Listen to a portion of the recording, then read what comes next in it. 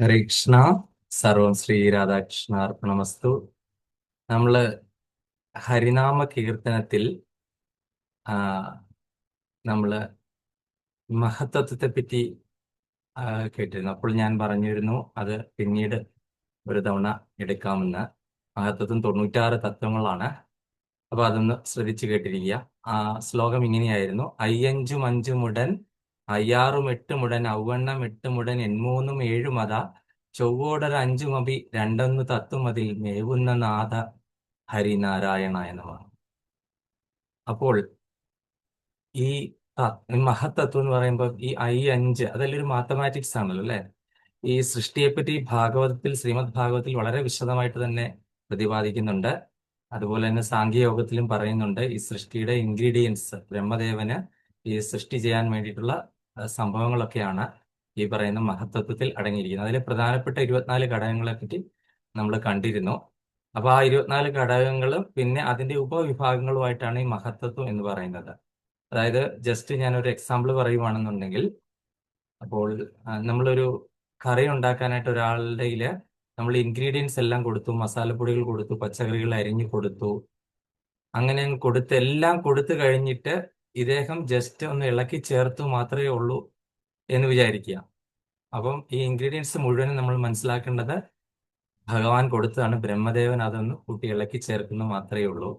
അപ്പോൾ ഈ മഹത്തത്വം, ഈ 96 തത്വങ്ങളാണ് പറയാൻ പോകുന്നത്. അപ്പൊ അതിലെ ഒന്നാമത്തേത് പഞ്ചമഹാഭൂതങ്ങൾ 5 എണ്ണം. വൈ 5 എന്ന് പറയുന്നത് ശ്രദ്ധിച്ച് കേൾക്കുക: ഭൂമി, ജലം, അഗ്നി, വായു, ആകാശം. പിന്നെ പഞ്ച തന്മാത്രകൾ, അത് ഈ പറയുന്ന പഞ്ചമഹാഭൂതങ്ങളുടെ ഓരോ സ്വഭാവവിശേഷങ്ങളാണ്. ശബ്ദം, സ്പർശം, രൂപം, രസം, ഗന്ധം. അതാത് ക്രമത്തിലാണ് വരുന്നത്. ഭൂമിക്ക് ശബ്ദം, അങ്ങനെ ആ ഒരു ക്രമത്തിൽ തന്നെയാണ് വരുന്നത്. അതുപോലെ തന്നെ പഞ്ച ജ്ഞാനേന്ദ്രിയങ്ങൾ എന്ന് പറയുന്നത് ചെവി, ത്വക്ക്, കണ്ണ്, നാവ്, മൂക്ക്. പിന്നെ പഞ്ച കർമ്മേന്ദ്രിയങ്ങൾ എന്ന് പറയുന്നത് ഈ ഓരോ ഇന്ദ്രിയങ്ങൾ കൊണ്ടും നമുക്ക് എന്താണ് ചെയ്യാൻ പറ്റുന്നത്: വാക്ക്, കയ്യ്, കാല്, ഉപസ്ഥം, പായു അല്ലെങ്കിൽ വിസർജനേന്ദ്രിയം. ഉപസ്ഥം എന്ന് പറഞ്ഞാൽ ജനനേന്ദ്രിയമാണ്. പിന്നെ അന്ധക്കരണ ചതുഷ്ടയം എന്ന് പറയുന്ന 4 എണ്ണം എന്ന് പറയുന്ന മനസ്സ്, ബുദ്ധി, മിഥ്യാഹങ്കാരം, പിന്നെ ചിത്തം. ഇവയാണ്. അപ്പൊ ഇവയാണ് പ്രധാനപ്പെട്ട 24 തത്വങ്ങൾ എന്ന് പറഞ്ഞ് നമ്മൾ കഴിഞ്ഞ ഒരു ക്ലാസ്സിൽ നമ്മൾ കണ്ടിരുന്നു. അപ്പൊ ഇനി ഈ ഇതിന്റെ സബ് ഡിവിഷൻസ് ആണ് പലതും ഇനി വരാൻ പോകുന്നത്. ശ്രദ്ധിച്ച് കേൾക്കുക. അപ്പം 24 വരെ എത്തി, 24 തത്വങ്ങൾ എത്തി. ഇനി മഹത്തത്വത്തിലെ ബാക്കിയുള്ള ഘടകങ്ങള് 10 പ്രാണവായുക്കളാണ്. അത് 26 മുതൽ 34 വരെ വരും. 25 മുതൽ 34 വരെ. അത് പ്രാണ, അപാന, വ്യാന, ഉദാന, സമാന, നാഗ, കൂർമ, ആ, കൃകര, ദേവദത്ത, ധനഞ്ജയ എന്ന് പറയുന്ന 10 പ്രാണവായുക്കൾ. പിന്നെ ശരീരത്തിലെ പ്രധാനപ്പെട്ട 10 നാഡികൾ, അത് 35 മുതൽ 44 വരെ സംഖ്യകളാണ്. ഇട, പിംഗള, സുഷുമ്ന തുടങ്ങിയ പ്രധാനപ്പെട്ട നാഡികൾ. പിന്നെ 6 രസങ്ങളാണ് ഉള്ളത്. 45 മുതൽ 50 വരെ ഉള്ള സംഖ്യയിൽ വരുന്ന മധുര, അമ്ല, ലവണ, കടു, തിക്ത, കഷായ.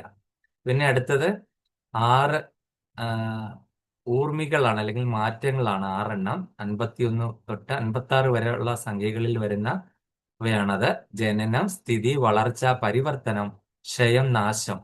പിന്നെ അടുത്തത് ആ, 7 ധാതുക്കളാണ്.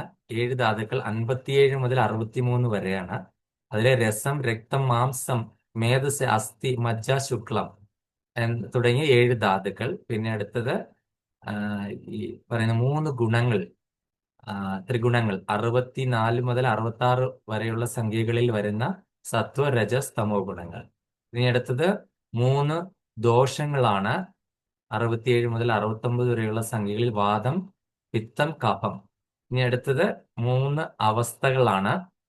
ആ 3 അവസ്ഥകള് 70 മുതൽ 72 സംഖ്യകളിലായിട്ട് വരുന്നു: ജാഗ്രത്, സ്വപ്ന, സുഷുപ്തി.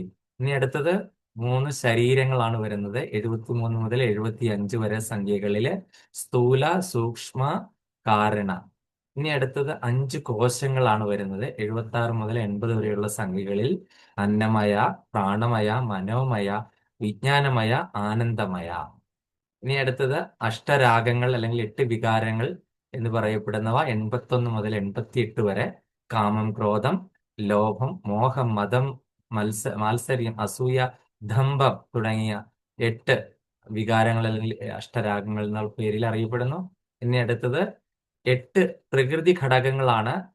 അത് 89 മുതൽ 96 സംഖ്യകളിലായിട്ട് വരുന്ന ആ 8 ഘടകങ്ങൾ ഭഗവത്ഗീതയിലും ഇതുപോലെ പറയുന്നു. ഈ 8 ഘടകങ്ങളെ പറ്റി: ഭൂമി, ജലം, അഗ്നി, വായു, ആകാശം, മനസ്സ്, ബുദ്ധി, അഹങ്കാരം.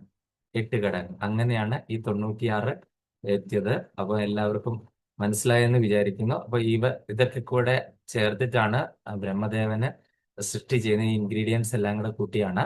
അപ്പൊ ഒരു സൃഷ്ടി എന്ന് പറഞ്ഞു കഴിഞ്ഞു കഴിഞ്ഞാൽ അതൊരു വലിയ ഒരു ടോപ്പിക്കാണ്. അപ്പൊ ആ ഒരു സൃഷ്ടിയുടെ ആ ഇൻഗ്രീഡിയൻസ് മാത്രമാണ് ജസ്റ്റ് ഒന്ന് കടന്നു പോയത്. അപ്പൊ എല്ലാവർക്കും ഭഗവാന്റെ അനുഗ്രഹം ഉണ്ടാകട്ടെ. ഹരേ കൃഷ്ണ, ഹരി ബോൾ. സർവ്വശ്രീ രാധാകൃഷ്ണ അർപ്പണമസ്തു.